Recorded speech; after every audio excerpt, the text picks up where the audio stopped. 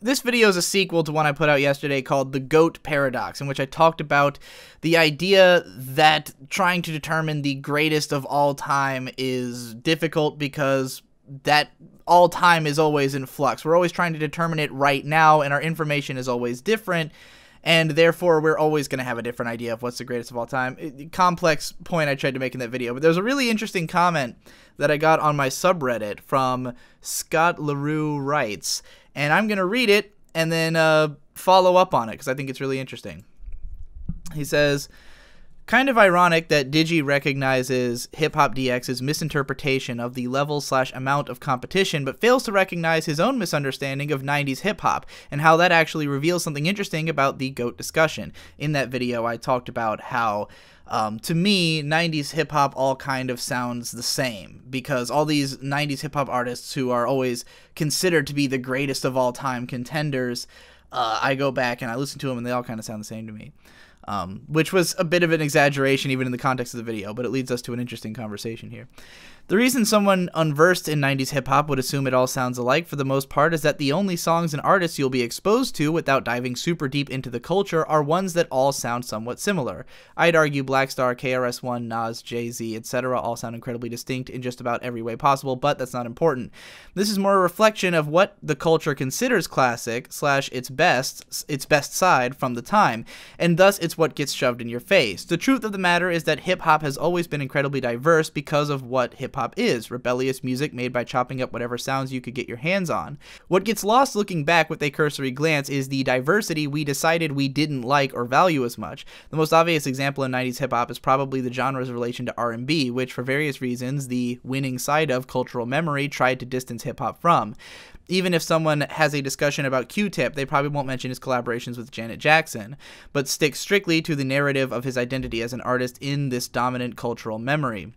Digi's feelings towards older hip-hop actually reflect something much more interesting about GOAT discussions than what was brought up here, and it will be cool to see how we try to portray this era of hip-hop to young people. It surely won't be representative of the genre or even its hits as a whole. All of this being to the effect that we can look into cultural memory to see what styles or movements people might favor in deciding what makes a GOAT. All very interesting points. Because, yeah, history ends up being decided by the winners, sort of. But I also think that maybe this will change in the future, that these 90s artists are the ones being propped up right now, but that as we shift over time to different tastes, suddenly different artists from the 90s will start getting recognized. And this is what I was talking about in the previous video, where I said that maybe an artist will be important at the time that they first come out, then they'll disappear off the face of the earth, and then suddenly 20 years later they'll be important again, or someone who is completely unknown will suddenly rise up, and it's because of the different kinds of contexts that we have going forward. Now, if the people who remember the 90s, who are talking about the greatest of all time conversations, are all people of a certain taste who all are propping up this one kind of, style of 90s rap, I think that's, what he's getting at here, then it leads to this perception that all the best rap from the 90s is the stuff that's in the GOAT conversations, whereas there might be plenty of great stuff from the 90s that we should be talking about that we aren't because they just weren't remembered by, the people holding these conversations, which I think is an interesting point. And what it makes me think about is director Stanley Kubrick. This was a guy who, like, a lot of his most famous films, like 2001: A Space Odyssey, and I want to say, what was another example where this was the case? A Clockwork Orange might have been the case for this one. A lot of his movies were extremely contentious and controversial when they came out. They were not necessarily critically beloved, nor were they commercially successful. And yet, over time, almost all of his films have come to be regarded as classics. Dr. Strangelove, considered a classic, 2001, Clockwork Orange, The Shining, and Eyes Wide Shut. Depending on who you ask, any movie he's ever fucking made is considered one of the greatest films of all time. But they weren't necessarily when they came out. And it makes me think about how did this happen? How did we get this guy who, 10 years after 2001 came out would probably not have been in the GOAT conversation, and then suddenly was for movies like 2001, a couple decades later. And it really is a matter of, like, the endurance of people talking about him. And I also think it's a matter of his later films becoming more popular. Like The Shining was really a big hit, and it makes me wonder if a lot of people watched The Shining and then went like, now that I appreciate that this guy is a genius, I'm gonna go back and watch his other movies from the perspective of this guy's a genius.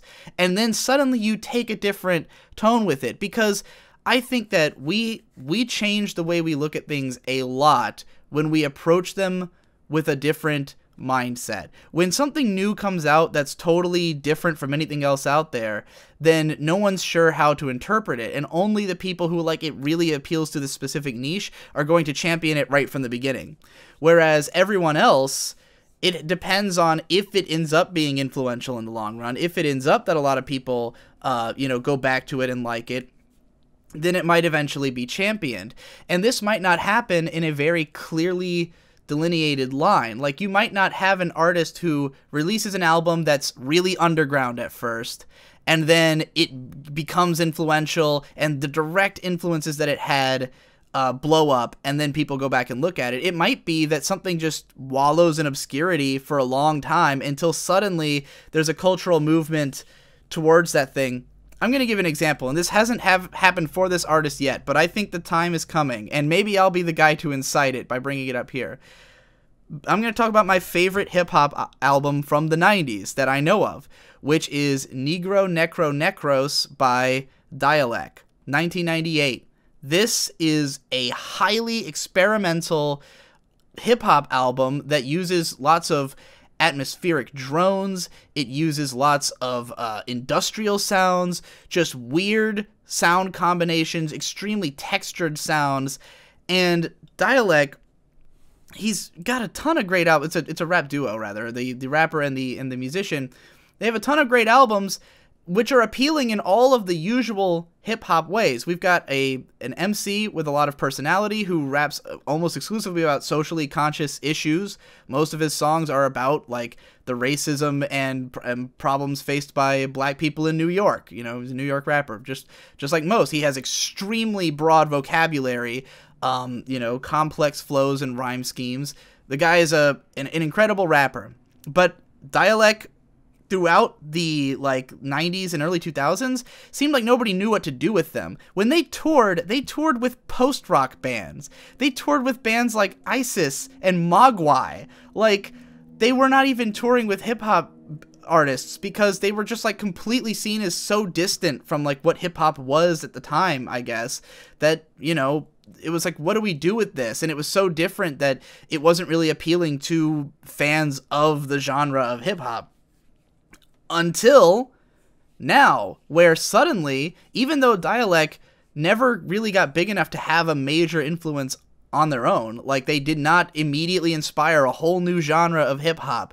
There's some other stuff that's kind of similar, like Cloud Dead, that came about in the early 2000s and stuff, but you didn't really have a whole genre of music that sounds like them until suddenly in the 2010s, where now industrial hip-hop and experimental hip-hop are big deals, because now you've got Clipping, who came out of nowhere, Clipping was a band who's they just were playing rap vinyls and Merzbow vinyls next to each other and shit, and thinking it sounded cool, and then deciding to copy that, which I'm sure they knew about Dialect, because they know everything. They have an incredible, depth of musical knowledge, but, you've got bands like that. You've got Death Grips, who blew up out of nowhere, these fucking psychos from California who just make insane noises, and they've both been really influential. And now you've got these artists like Rat King, who sound a little bit closer to Dialect, or doing something more similar with the very lush instrumentation in their instrumentals. And you've got just this whole kind of culture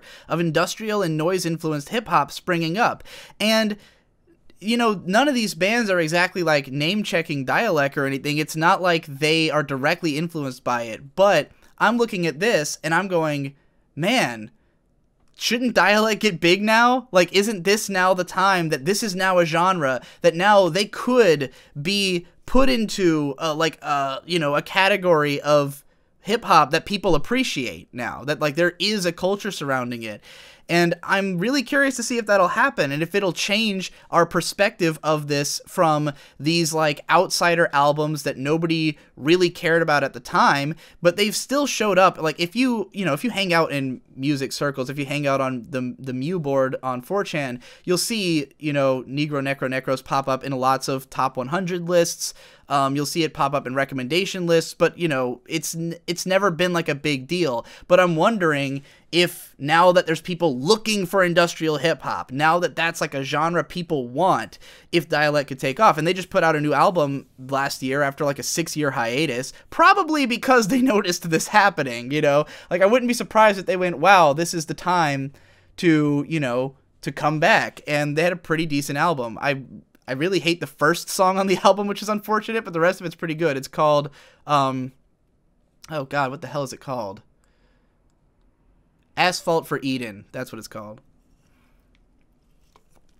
But it just reminds me of someone like Kubrick who, had it not been that people over time, over decades of his films being talked about, and then later on people recognizing him as a genius, going back and like retconning his films into now being considered classics, now being considered GOAT contenders, now being considered influential when they weren't necessarily when they first dropped.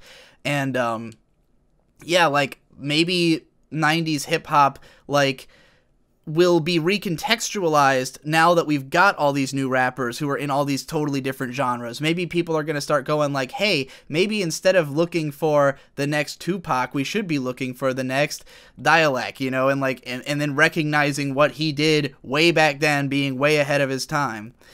And it is hard to look back for new people like me, for someone who's, for a millennial who's younger, who has so much stuff coming out now that why even look to the past. And I've always found that my favorite stuff from history tends to be stuff that was ahead of its time, or that was like not necessarily, like that was considered outsider at the time it came out, but those things eventually rise to the surface. I enjoy bands like, King Crimson and stuff who like, they weren't like titans at the time they came out, but now they're considered one of the greatest prog rock bands, and so people keep talking about them. I was shocked. I don't remember the name of this album. Maybe I'll look it up and put it on screen or something. I was going through some recommendation charts on Mew for like experimental music from the 70s, and I stumbled upon something that sounded like fucking Merzbow from the 70s, and I'd been under the impression noise music only really got popular in like the late 80s, early 90s, in like the extremely harsh style that it was, because I'd never heard something that old that sounded like that. And I was just like, this album is as good as any noise album from today. And like, I only found out about it because I'm into this genre and I'm looking back through history. This was probably no big deal when it came out, or like there wasn't the mindset to appreciate it, but now there is. So, I think the point he's making is very interesting, that there's this sort of historical revisionism that comes from insisting that certain things are the greatest of all time. But I also think it might eventually lead to those things changing, that as we look back over and over again and we keep finding different chains of influence and finding new things that make us appreciate older things, then the classics will change. And I'm really curious to see how that'll happen with stuff like video games, for instance, where I cited how, the 3 games that are always at the top of every GOAT list are Ocarina of Time, Final Fantasy VII, and Super Mario 64, because they were like the first 3D games, like the first games to really captivate people while moving into this brand new type of game that we're now still playing to this day. And I'm curious about if things change majorly in the near future, where like maybe a different genre comes along that doesn't owe as much to those 3 games, but owes to, or is more similar to like a different type of game from back then. Will we see that as a progenitor of this new style that we all get into? Who knows? It's interesting to think about, but yeah, I don't know if there was a greater point I was getting to. This is just a thought dump, I guess. I hope you enjoyed.